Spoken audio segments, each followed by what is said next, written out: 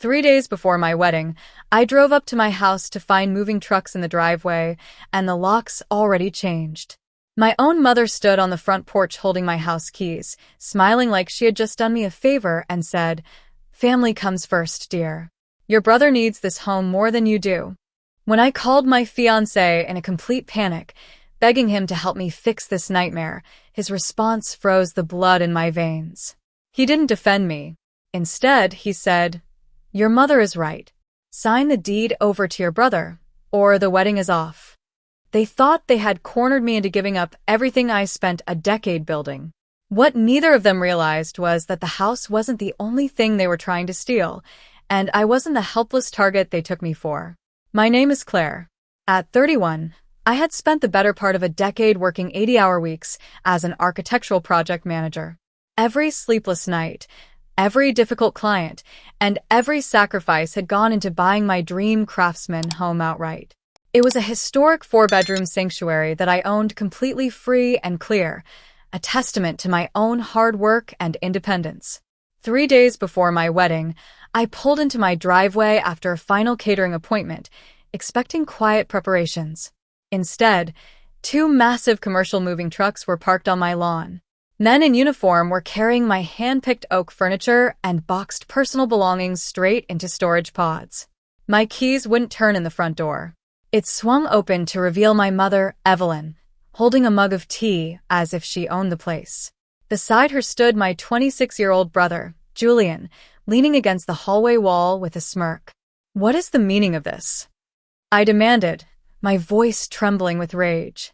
Evelyn offered a tight, dismissive smile. "Don't be dramatic, Claire. Julian and Chloe are expecting a baby. They need space, a yard, and stability. You and Derek will be combining incomes. You can buy another place anywhere. Family comes first, and your brother needs this home more than you do." Julian didn't even look me in the eye. He just admired the crown molding I had personally restored. Desperate for sanity, I dialed my fiancé, Derek. When he answered, I began sobbing, explaining the madness in front of me. Derek didn't sound surprised at all. "Claire, calm down." His voice came through cold and flat. "Your mother called me earlier. She makes a fair point. Julian is family. Sign the deed over to him quietly, or I'm not sure we have a future together. In fact, if you make a scene over this, consider the wedding off." The sound of the dial tone buzzed in my ear like a hornet's sting. Derek had hung up on me without an ounce of hesitation. Refusing to let Julian and my mother see me unravel completely on my own front porch, I turned around, got back into my car, and drove directly to my longtime colleague Sarah's apartment. Sarah took one look at my pale face, handed me a glass of water, and opened her guest room so I could pull up my encrypted cloud files. My architectural training had taught me never to react purely on emotion when a structure was failing. You examine the blueprints, trace the fault lines, and find where the rot started. Sitting at her dining table late into the night, I logged into my county property portal and digital bank accounts. What I discovered made my stomach drop into a cold, empty abyss. Over the past 4 months, 3 separate, unauthorized permit inquiries and an expedited title assessment request had been filed on my house. The contact email listed wasn't mine. It was Derek's corporate address. I dug deeper. Using an archived backup of the joint financial portfolio Derek and I had supposedly set up for our married life. It was a hollow shell. Derek's boutique management consulting firm was in absolute freefall, drowning in hundreds of thousands of dollars of leveraged debt. Then the final puzzle piece clicked. Julian's wealthy father-in-law had offered Derek an offshore equity bailout for his firm, on one single condition. Julian had to secure a debt-free, multi-million-dollar primary residence in an upscale school district to prove his family was established. They weren't just asking for my house out of family sentiment. Derek and my mother had systematically arranged to trade my life's work to salvage Derek's failing business and indulge Julian's unearned status.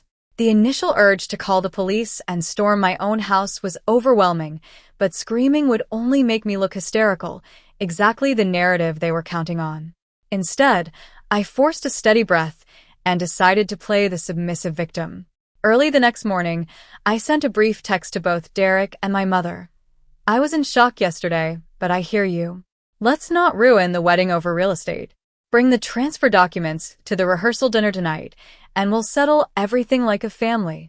The replies came back within minutes. Derek sent a heart emoji, praising my maturity, while Evelyn texted that she always knew I'd do the right thing for blood. Their arrogance made them blind.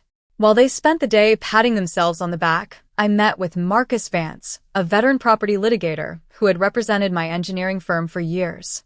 Sitting across from his mahogany desk, I laid out the digital paper trail, the unauthorized title searches, the security footage from my doorbell camera showing the illegal lock changes, and the original, clear title held entirely in my sole maiden name.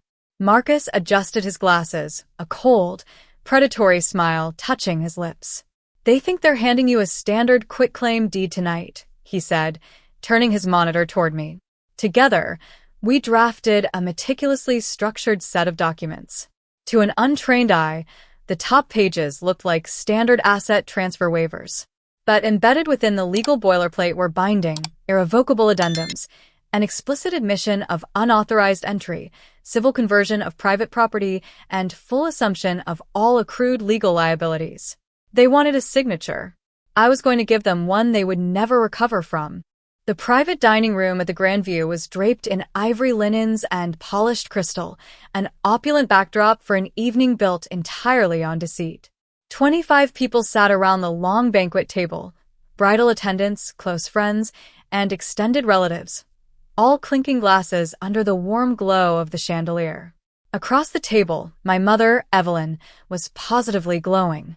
She held court with Julian's in-laws, gesturing with her diamond-clad hands as if she were royalty granting a royal favor. Julian and his pregnant wife, Chloe, sat beside her, already trading whispered conversations about renovating my sunroom and re-landscaping my garden. Derek pulled out my chair with theatrical chivalry. "You look stunning, sweetheart," he murmured in my ear, his voice smooth as silk. "I'm glad you came to your senses.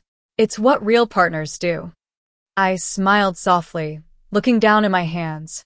"I just want tomorrow to go off without any dark clouds hanging over us, Derek." Before the servers could even bring out the first course of appetizers, Derek slid a crisp, thick manila folder across the linen cloth. "Then let's get this out of the way before the toasts start. Julian's title agent needs this filed first thing Monday morning." Inside the folder lay the paperwork, my modified draft neatly substituted inside the original legal binding.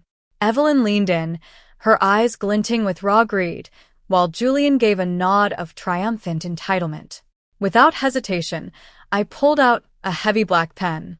I signed every initial line, turned each page with deliberate calm, and penned my full legal signature on the final acknowledgement. Derek let out a breath he'd clearly been holding for weeks, snapping the folder shut with a predatory grin. "Good girl," he whispered under his breath. He had no idea what he had just sealed. The wedding morning broke with clear skies and crisp autumn air, the kind of day every bride dreams of. While the venue coordinator fussed over flower arrangements and 200 guests began arriving at the Botanical Chapel across town, my real operation was launched with surgical precision at precisely 8 a.m. 3 unmarked cruisers and an emergency civil process server arrived at the gates of my craftsman home. Julian was still in his silk pajamas, brewing coffee in my kitchen, when 2 county sheriffs knocked firmly on the front door with an emergency injunction for criminal trespass, unauthorized lock replacement, and intentional conversion of private property. Julian tried to wave the folder from the night before, shouting that he had a signed deed from his sister. But when the senior deputy examined the paperwork, the cold reality set in. The document I had signed wasn't a quitclaim deed transferring title to Julian. It was an irrevocable legal affidavit and confession of civil liability. By having me sign it in front of witnesses and formally accepting the folder, Julian and Derek had legally certified that they had broken into a private residence, altered security devices without title authorization, and attempted extortion by holding my wedding hostage. Before the deputies escorted a pail, stammering Julian off my manicured lawn in plain sight of the neighbors, the locksmiths had already begun replacing the deadbolts with high-security biometric systems. Simultaneously, Marcus Vance transmitted formal discovery packets to the executive board of Derek's consulting firm and the state ethics board. The files contained unredacted records of Derek attempting to pledge private residential equity he never owned to secure an offshore liquidity injection. By 10 a.m., my house was fully reclaimed. Derek's business partners were demanding an emergency audit, and Julian was stranded on a suburban sidewalk.